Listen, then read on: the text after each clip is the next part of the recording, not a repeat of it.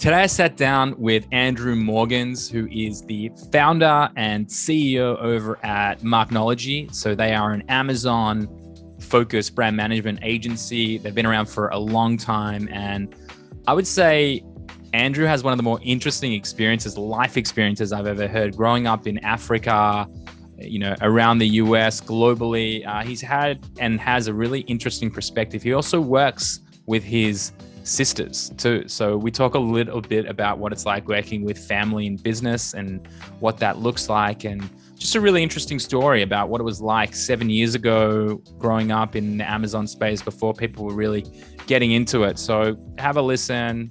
Andrew's got some great insights, and like always, I hope you enjoy. Welcome to Successful Scales, the show where I talk to world-class professionals on what it takes to scale successful businesses.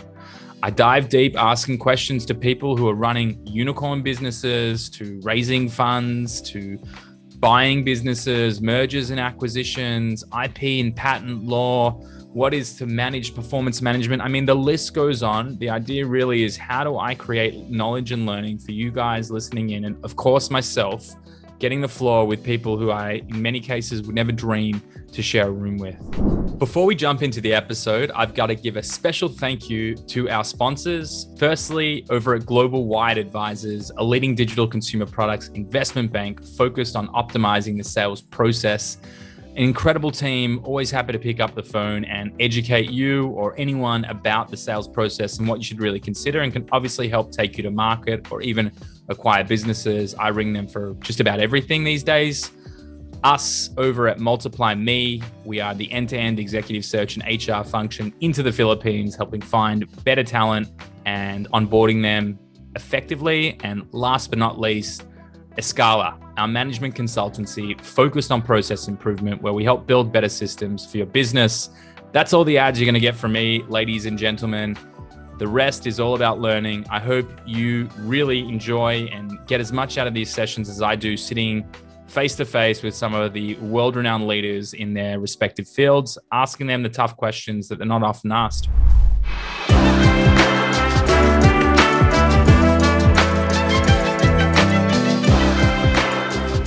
All right, Drew, mate, welcome to an episode of Successful Scales. How are we doing?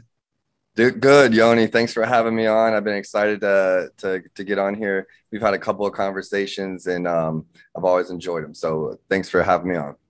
Yeah, likewise. I'm been looking really forward to this one. And before we dive in, I'm just going to put it out there, mate. We've had some great conversations, and your background, particularly your upbringing, is probably one of the more interesting starting points of, I'd say, any career. So, mate, I'd love you to walk me through. I mean, I'm just curious because you touched on a few things, but it's a super interesting talking point, I'm sure.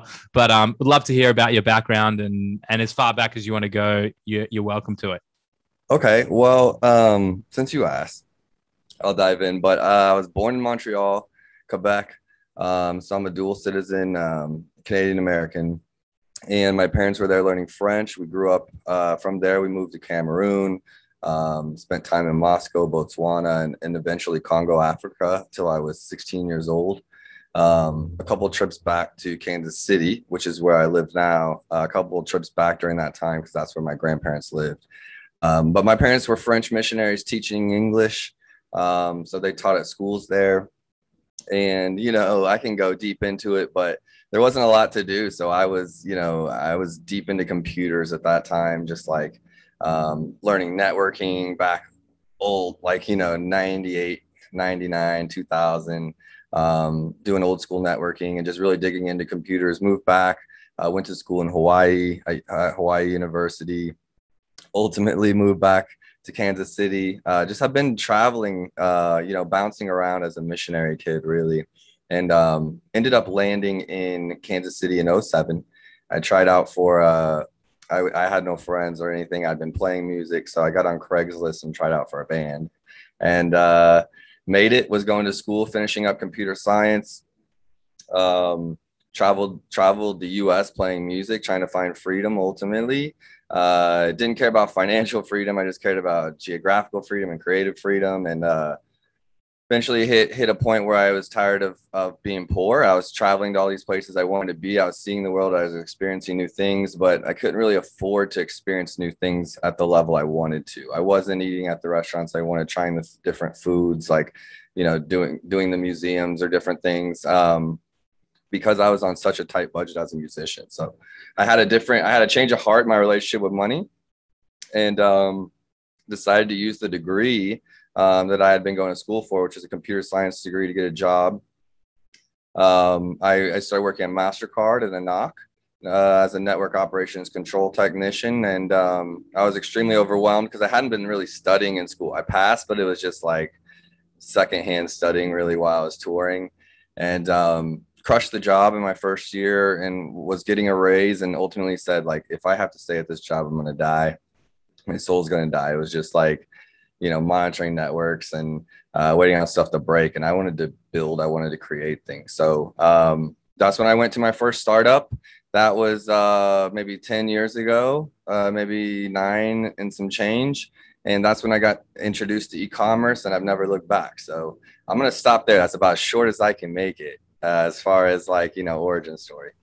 Yeah, I mean, mate, like I said, super interesting background, and, you know, growing up as a missionary's son, you know, living in Africa and across the globe. I mean, you know, you probably get, not probably, you definitely have a very unique perspective on a whole lot of different things. And, you know, even going through that journey of, you know, making friends by joining a band and then traveling with that band across the country, like, just super broad stroke. Like, also, like, I find it super interesting when I'm looking at your background and your experiences. Like, you've sort of gone from what is like the pinnacle of creative, right? You've gone from literally being a traveling musician to being a network engineer, a knock.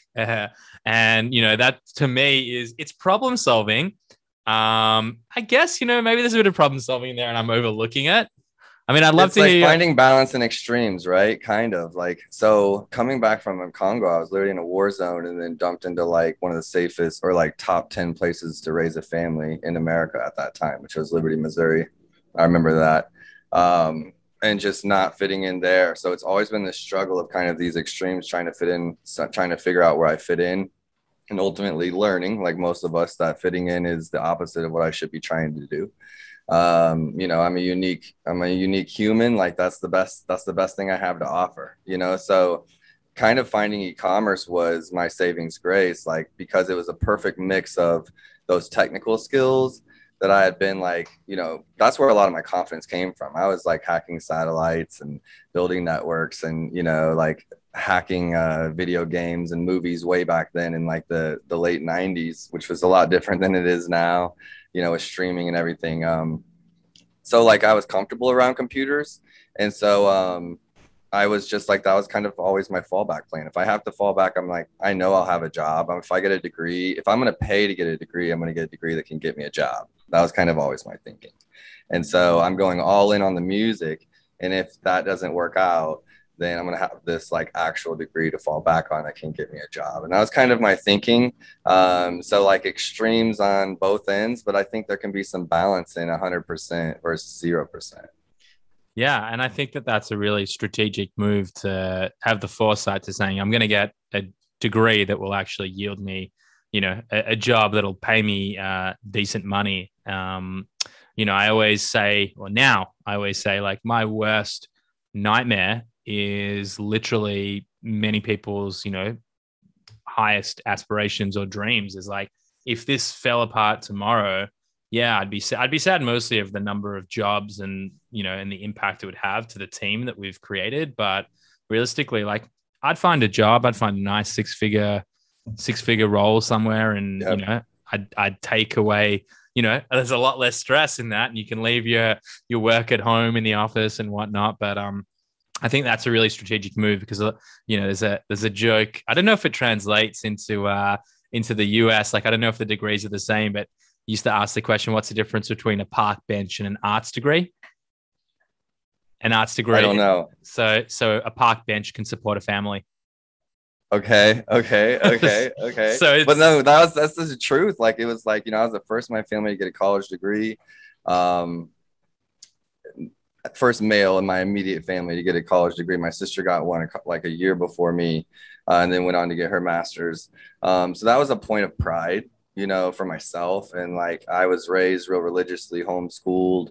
So I wanted to get like continued education. And, even, you know, let's say 10 years ago, it was just quite a bit different, even in tech or IT or the degrees you can get around, what we do now in e-commerce. There's all types of degrees, but back then there really wasn't. There was a couple, and so as well, really when I go back to my past and being raised in Africa, it's probably, while it's like, a traumatic point for me in my memory, in my memories, it's also like a huge source of strength. Being a white male in the Midwest, but also having the mindset of an immigrant, I think is very powerful. And the work ethic of an immigrant, honestly, and seeing kind of, our blessings here, even when, there's a lot of things wrong with America still today. There's a lot of things right compared to the rest of the world, a lot of parts of the world. And so it's just finding that balance in that too, and being able to move forward instead of having all these things that you're holding on to that are holding you back. I think that's overlooked. And you talk about the foresight part, right? Just think about if you like, think about the practicality of living a day in the life in Congo, or Cameroon or anywhere for that matter. Like you have to plan out where you're going to the restroom when you start the day. Like you literally have to think about that, because otherwise you're out of luck, right? You are out in the bush somewhere, you're figuring stuff out on the go, you got a stomach ache. That's, I'm making a silly joke here, but it's true. Like you have to think ahead, you have to think about gas. You can't be stuck out there without gas somewhere. That means you got to bring enough tanks for where you're going, because gas isn't something you just pull into a gas station and get. You got to think about sun protection. You have to think of all of these things just to get through a day on average.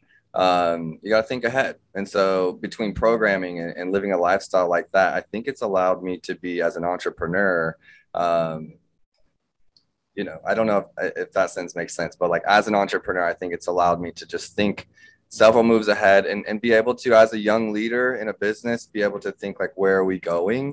And these are the things we need to do to scale to get there.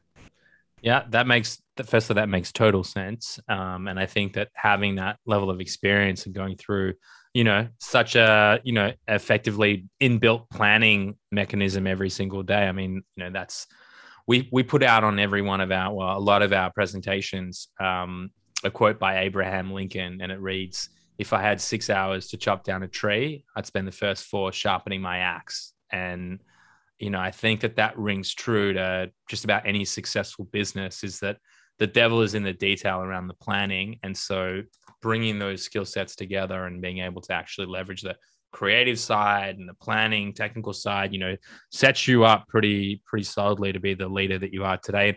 And on that note, we stopped at, I mean, you just have such an incredible, story to tell about, what your life, and, I mean, that's a crazy thing I'm still processing right now. You're effectively feeling like an immigrant in America where, you wouldn't be perceived as one, you know what I mean? So you have this sort of, I would say it's almost like a chip on my shoulder, or like a level. It's almost like like I look at how I am, right? I live in Tel Aviv, Israel. I lived in the US for 3 years.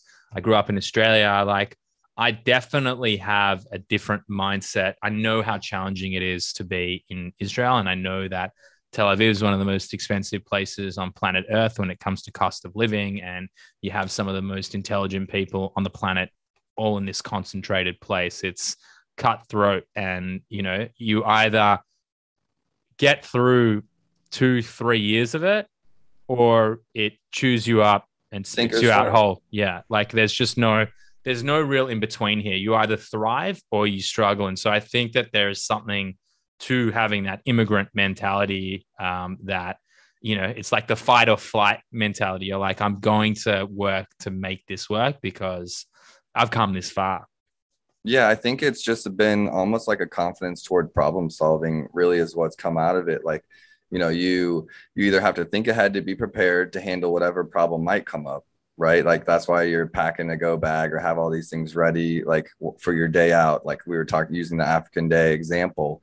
You know, make sure you have toilet paper, make sure you have hand sanitizer, make sure you have some wipes, make sure you got some snacks, make sure you bring water, you know, because you can't drink water randomly from somewhere. Like, you know, you're thinking of, so there's preparation, all that preparation that goes in. You can't control what happens, but you can be prepared, you know, so that's for problem solving. And then when you've lived or been a lot of places, or you've been around people that don't have a lot, you get to see people be way more resourceful. And so, you know, being able to be, we're bootstrapped. We're a bootstrap company. Everything I've done is bootstrapped. I've seen my dad bootstrap churches, right? I've seen my dad build teams out of nothing with no salaries.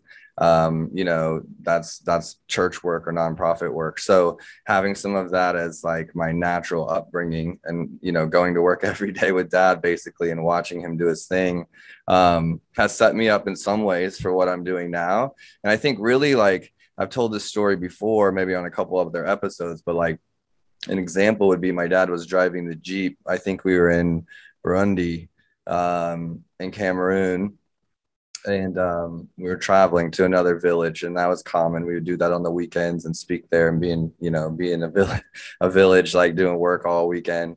And Cameroon was like the bush, it was like out there, right? Like Kilimanjaro, like barefoot, like Mowgli, basically. Wow. And like my friends had a pet chimp that ate dinner with us. Like it was out there, you know. And so you're out there, you know, and if you get stuck in the dark, like you'll get animals, you're just gone, you know. Like it was like really out there in the bush. So like, you know, we were on our way to a village and the Jeep broke down, and it was just me, my dad, and my mom and my one sister Veronica.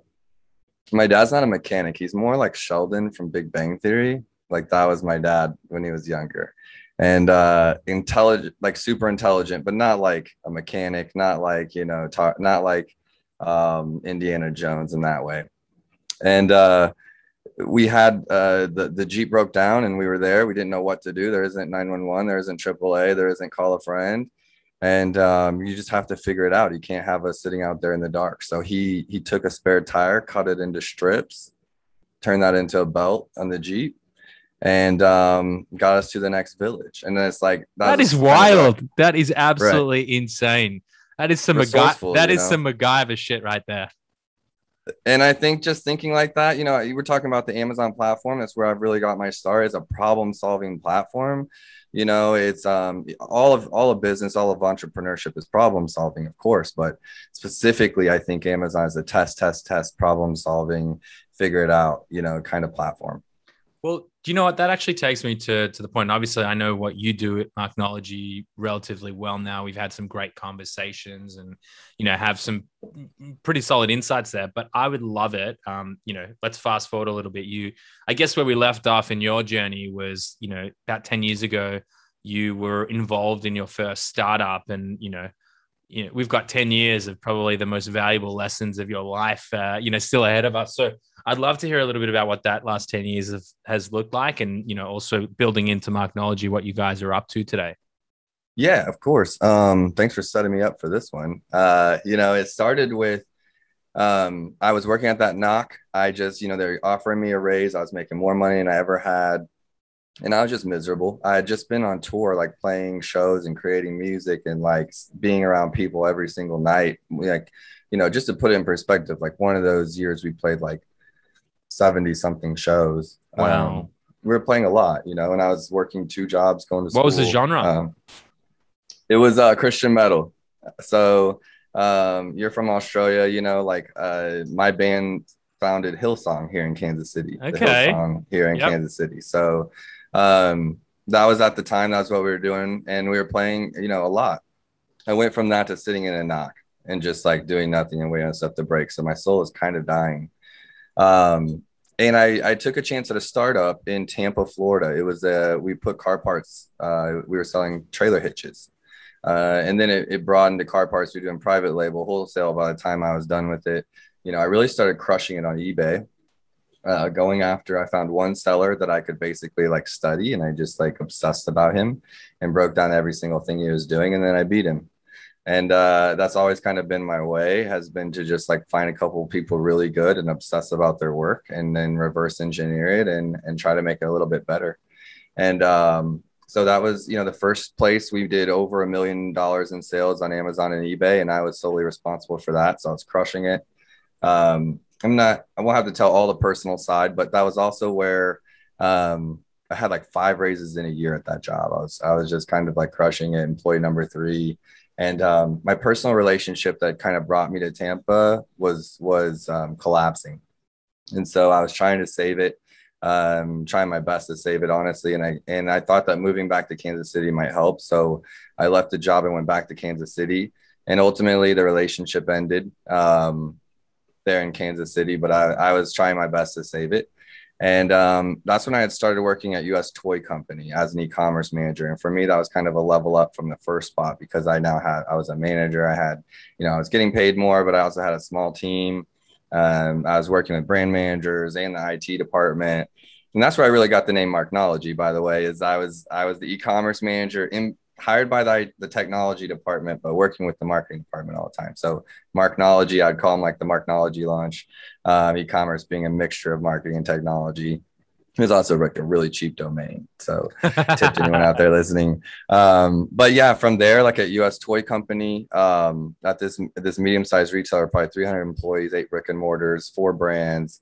I really got the inside look at what brands at a high level or even at a medium level, I guess at that time, we're going to experience with troubles on Amazon. So at the first one, it was like a startup with like direct relationships to the product that no one else was selling.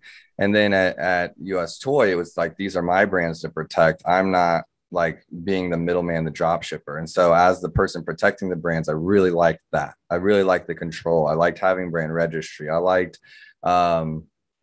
being the advocate, talking to the sales guys, the distributors that are like selling to mom and pops that are then putting the products on Amazon, and me being like, guys, we're on the same team. You're like hurting our margins here. Like, get rid of these resellers. And I liked fighting for map pricing and figuring out those problems was just something early on I had access to. And I think that that's where I really, as I started developing Marknology, I really leaned into that, like kind of brand protection, brand building, storytelling.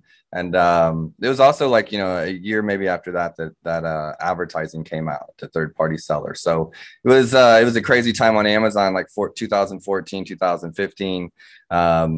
But long story short, I started freelancing. US Toy gave me about a 20-cent raise, which at the time I'd made them over $1 million and hit all my goals. So I was like, I'm out of this too, and started looking for work. So I got top 10 in the world on Upwork at the time. And my business, Marknology, just took off from there. 7 years later, I've never looked back. We've got a team of 24 here in Kansas City.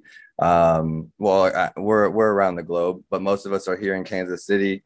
Built this with my sisters. I think we talked about that briefly. We're a family team at the core, and ultimately we're a full service agency. So as these things people didn't believe in photography on Amazon. People didn't believe in SEO and photography on Amazon. People didn't believe in kind of branding or storytelling. I really leaned into that where others were resistant, and vertically integrated my team to be able to solve for those things. So I know that was a mouthful, but from where we started to where we've gone has really been, I started inside of a brand and have now built a business that solves for that for brands.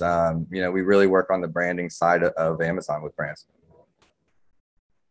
Mate, super interesting. Your journey continues to build steam and momentum, and just sort of hearing like the experience you've had from a creative perspective, shifting over to being a knock, and then also coming into like, a real baptism of fire here when you talk about the time in which you've grown up inside of the Amazon space. And, I would still argue that it still feels like it's at its infancy even today, yes, compared to like, more established platforms and channels and, D2C and e-commerce and certain aspects of it. Like, it's a very different game buying Facebook media, which all these things are now factoring into Amazon brand management, which is like really, really crazy for me to see that, like, it's becoming more sophisticated. People have to learn, more higher level skill sets, and they can't just game the system internally. They really have to start thinking laterally and start building a true storied brand here. You can't just get away with a bit of keyword research, pulling something off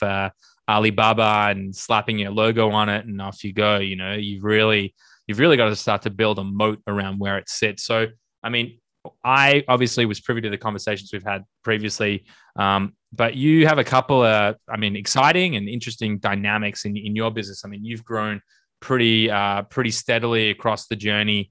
You said you're at about 25 people today, and you're sort of exploring and continuously tinkering in and working with things. But the other really interesting thing for me, and I want to hear sort of a little bit more about the growth, but just while we talk about personnel, the thing that I think a lot of entrepreneurs, there's always that ongoing battle of working with family or not, and what is the implications. And you're teamed up with two of your sisters, right? Yep. So I actually have two of my sisters. My cousin Ro is my first cousin, but she was raised as my sister. So almost three sisters. And my mom is essentially like the office admin, if you want to call it that. So we've pretty much retired her. I wouldn't say she's retired because she does way more work than she's required to do.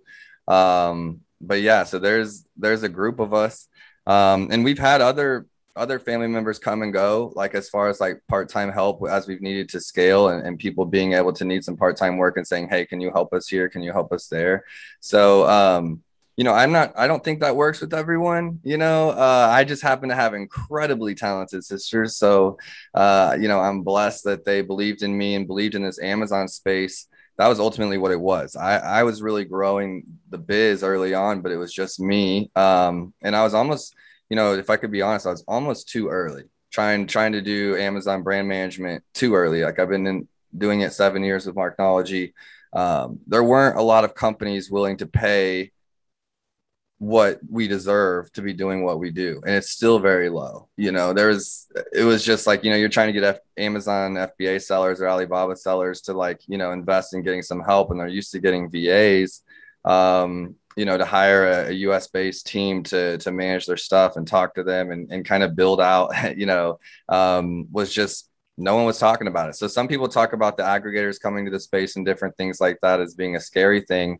As someone that loves doing this stuff at a high level, I'm excited because it's bringing a different level of knowledge to what we do, bringing a different pay scale to what we do, because what we do is a lot of work at a high level, right? As it's getting harder, it's a lot of work to do it right, to really tell a story on Amazon the right way, to be touching all the pieces from logistics to photography to data. Just, okay, now you've got a lot of data. Now that we got access to it, what are we doing with it? And so being able to be that thought leadership for the brand as far as Amazon goes, for all the brands we're managing, has been something we continue to try to push and truly be leaders at.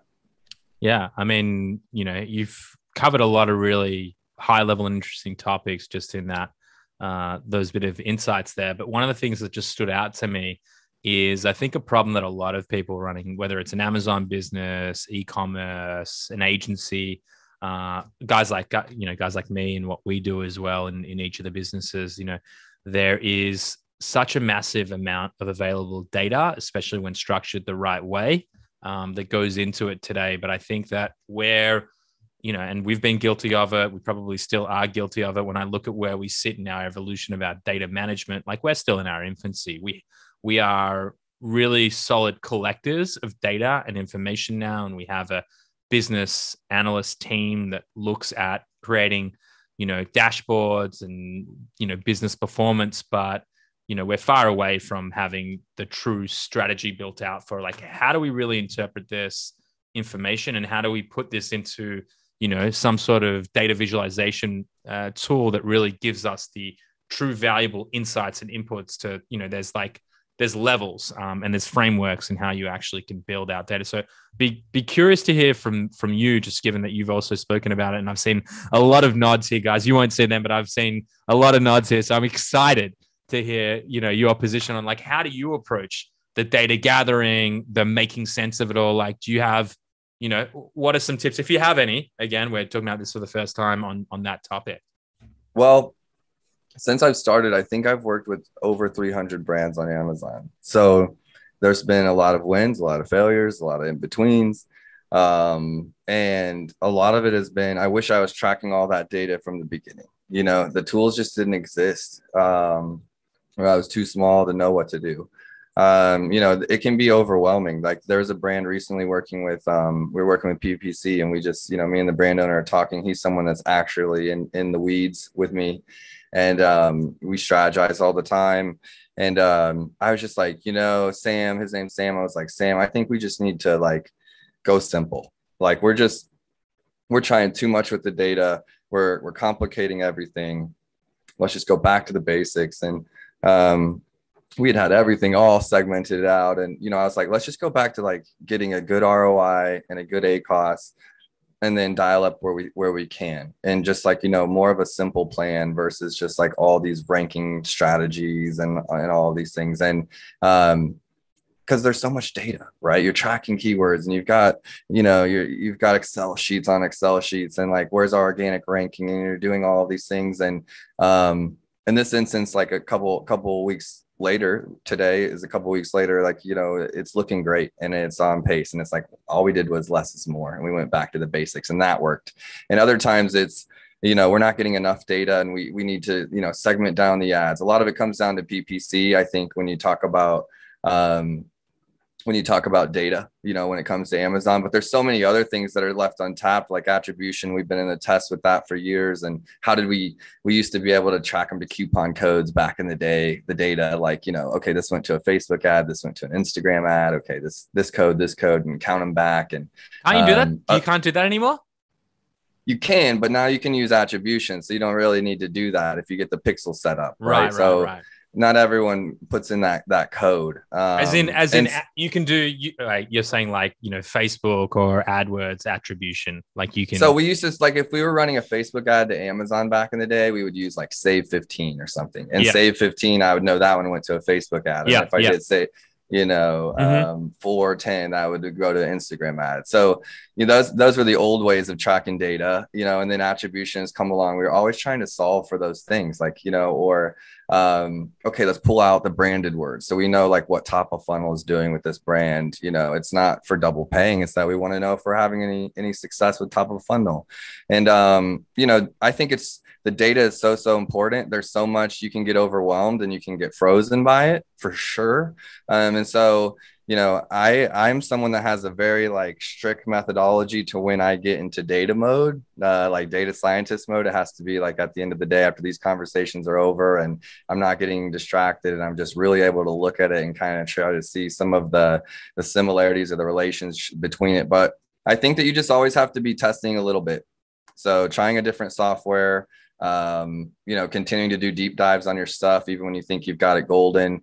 The data is your Bible, so to speak. And so, I don't know, you got to have someone on your team that is analyzing it and trying to get better. And on the report side that you brought up, I've been working for years from exporting CSVs and Tableau to the APIs, to being able to have great reports with data that can tell a story. I'm trying to get the data to tell a story and really show like, that making photography changes, that making SEO changes, that from conversion rates to click-through rates, it affects everything. And how do you in a platform that doesn't make it easy really show that work you're doing, that investment you're making is paying off, has been a goal of mine for a while. Yeah. And I think, in businesses like ours as well, it's how do you then express that to the clients that you work with so that they can actually see a tangible shift in it. I mean, I don't work directly with Amazon sellers in the sense that, we're not an agency like Marknology. We don't render solutions that have direct impact on their financial ROI. When you talk about PPC management in Escala, our operational efficiencies create, you can figure out, and this is one of the challenges for us, is like, how do we work backwards to work out the cost per man hour as it was pre our engagement versus post? How do we actually quantify impact to business and all the savings, and also the ability to scale versus just grow revenue, which for me is like a real vanity metric. So yes, so definitely definitely the things that you as an agency business owner should 100% be looking at. Like we always used to have a saying when I worked in agency land, is like, you're only as good as your last delivery. the client isn't remembering how you made them an extra $500,000 last year, or, you wrote an incredible, probably in your case, like, POA, Case study, like, shit, I'm plan forgetting of action. Plan of action. Yeah. Plan of action. POA. Yeah. I got it right. So going through that whole process, like, they're not sitting there and remembering like, shit, you got me live 3 hours after. They're thinking like, you know what, that head image, or, that main image wasn't exactly, or the EBC wasn't quite there. So reporting definitely factors in a way where you can really sort of quantify and track and, hold each other accountable in ways. So instead of just looking, I love doing all the stuff that's not just top line sales, like the efficiency stuff, right? Like if you cut return rate by 2%, and then you get like, an extra 500 back from, using a partner like a Tita or something. And then you've got, you're saving, let's say $1,000 in PPC if you're running with a big account, and you've got just 5 or 6 different areas that are getting more efficient outside of top line sales. How do you tell that story? And show your value as an agency to these brands. And that's been one of my goals as an owner, as my team is building brands, to do a better job of telling the story of what we're doing, without just boring Excel sheets, like, listing it off. You don't want to have to constantly remind someone, hey, like, remember that ride I gave you last week? So how do you tell that story? Is it market share growth? Is it conversion rate growth? Is it like, if you're not showing all of the brand health things and stuff like that you're improving, how are they going to know? So and that's not on the clients necessarily, that's not on the brands, that's on, it's just not something that makes it super easy, like some of these SEO tools that we can use now, and some of these areas have existed longer, but trying to develop that space, not as a developer, but combine different tools. I use Downstream right now, which is a Jungle Scout tool, I think, for my PPC reporting, which does pretty good. But there was 4 tools before that I tried. So, I'm always testing, always trying to get better. Yeah. I mean, I think that's a key message for any entrepreneur out there, is that, having that humility, having that, commitment to, it's not going to go right 100% of the time, or even 50% of the time realistically. But if you sort of keep your head in the game and you stick to your processes and controls, and you continue to iterate and problem solve, as you've alluded to throughout the entire conversation, I mean, those are the things that are going to continue, honestly, showing up every day and having that mindset of like, I will ultimately figure this out, I think is like the underlying fundamental key to success, is taking in that information and being able to absorb it and adapt, rather than just sort of believing like what I believed yesterday to be true will forever remain true, and not adapting at the rate of change that's happening when it comes to things outside of your immediate sphere. Yeah, I'm constantly questioning the answers to my previous questions, right? And making sure that like those things still ring true today.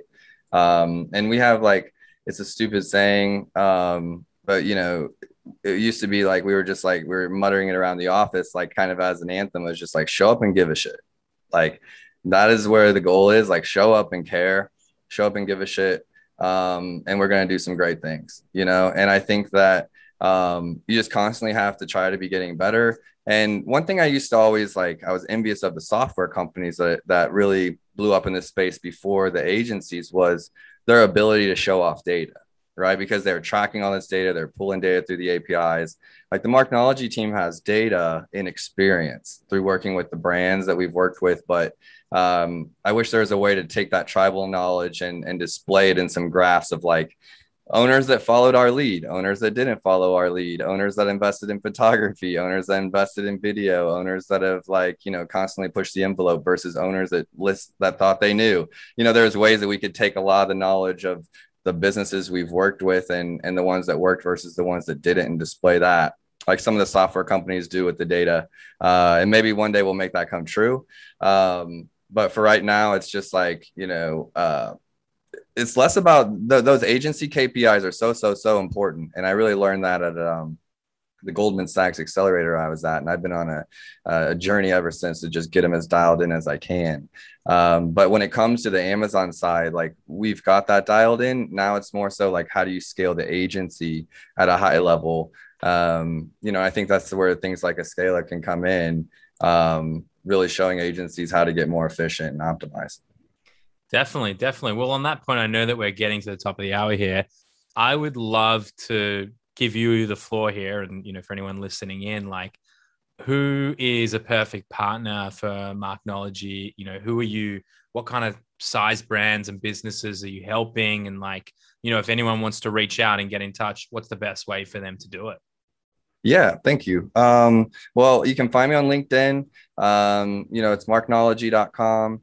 I'm on Instagram personally. That's my favorite one. It's not necessarily my business one, but if you just want to say hello or give me a shout at Andrew Morgans on Instagram.